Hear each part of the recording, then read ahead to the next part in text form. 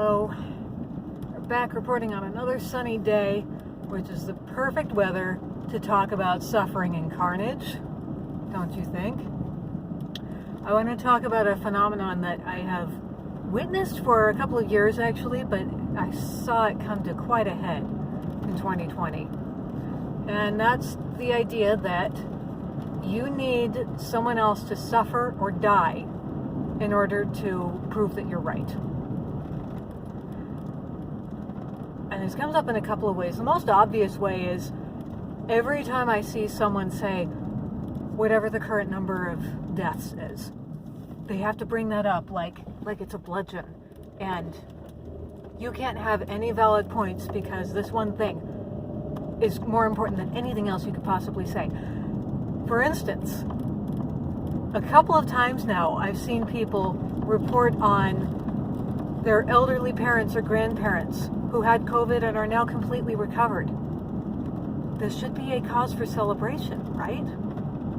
And instead, some of the responses are, tell that to the families of the 300,000 plus who died. Now, how is someone's complete recovery a negation of someone else's death? And I do think this is a little bit of a new phenomenon. For instance, think about any time you've heard someone say, I am cancer-free as of today.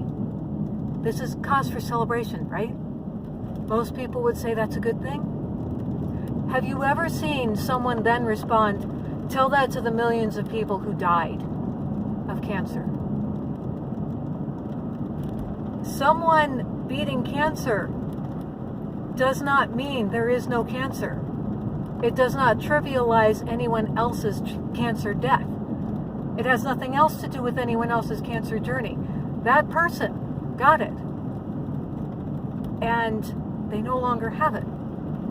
That's all that is.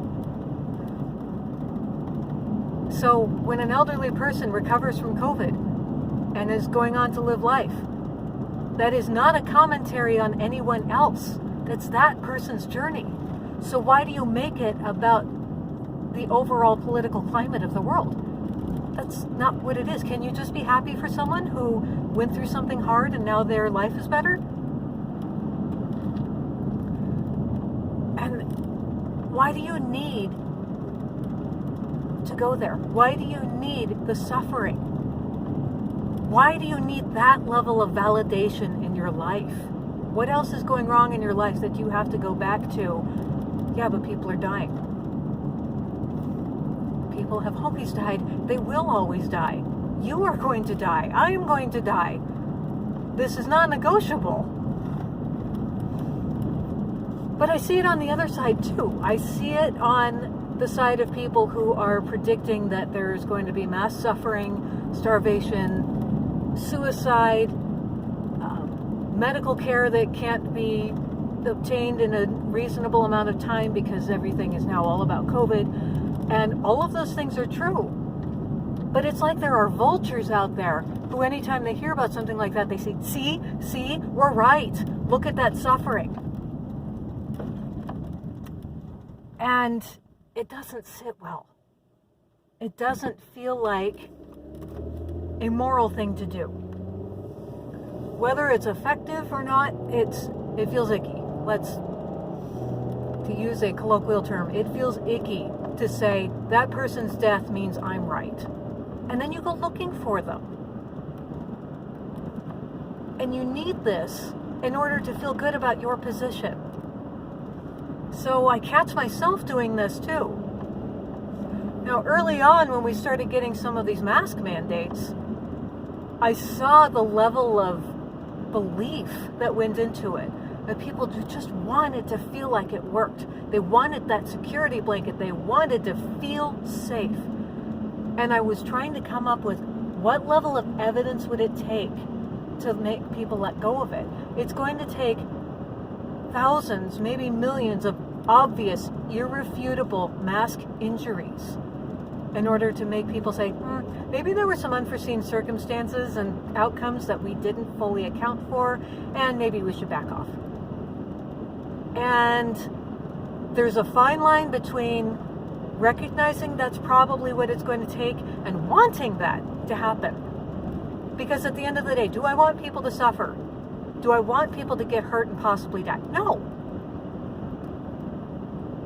And yet, is that what's going to have to happen? I don't want that to happen. I don't want people to get sick and die.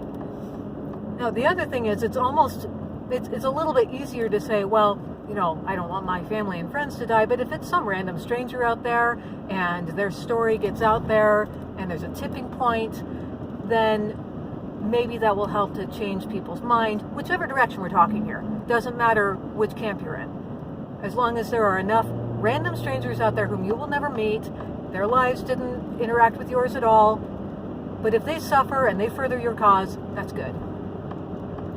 And then I see the next level of dysfunction to go with this. It's like when you seek those people out and they line up with you, you're like, oh, now you're part of the family. Come on over. We're now in the same tribe. It's us against them. You suffered because those other people. Yep, we're all in this together.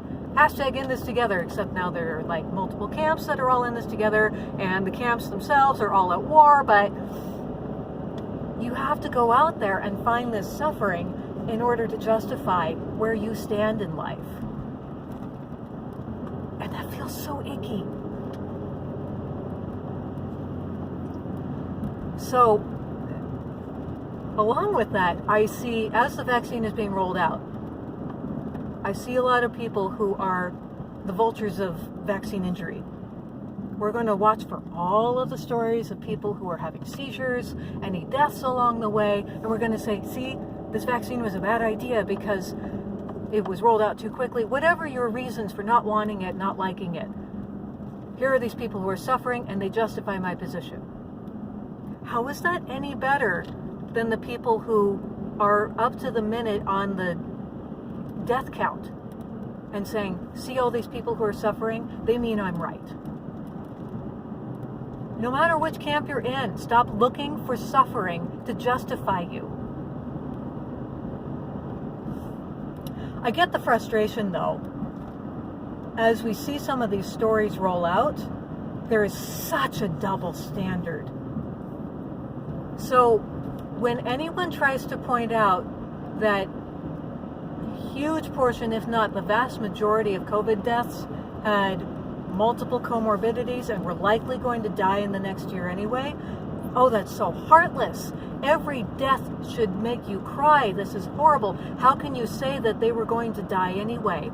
We could have saved them. And it's all whoever's fault, whichever person that you think should have done more. But when it comes to a vaccine injury, or somebody who committed suicide, or someone who didn't get health care in time because everything is all COVID all the time, those same people will say, well, that was probably going to happen anyway. They probably had some underlying condition that it wasn't the vaccine's fault. They were already weak. They already had something that we just didn't know about. Do you hear? That's the same argument. Either people died purely of COVID and purely of the vaccine, or there's some mixing of the two, and we have to acknowledge that there are risk factors going in. Not everyone is the same. We are not hashtag in this together. We're not all the same. And it's going to impact people differently. But if you can look at a teenager who committed suicide because they think they have no future, and you say, oh, well, they were depressed anyway, it's their parents' fault, their parents didn't prepare them well enough for this, they were probably going to commit suicide anyway. I've seen all of this. I have seen all of these arguments. And it's the same people saying, well, all of those people who died of COVID, never mind that the average age is over 80, which is greater than the life expectancy in the United States in general. You have a double standard. Have some intellectual integrity. So, bottom line is, if you need human suffering to further your ideas, take a good solid step back and look at what you're trying to accomplish in life. This is bringing out the worst in all people. But as I've said, I've seen this in other instances throughout the years, and my discomfort with it has only grown. Stop wishing other people to die to make you feel better about life. You've got to live your own life and be responsible for your own feelings and your own actions. Have a good sunny day.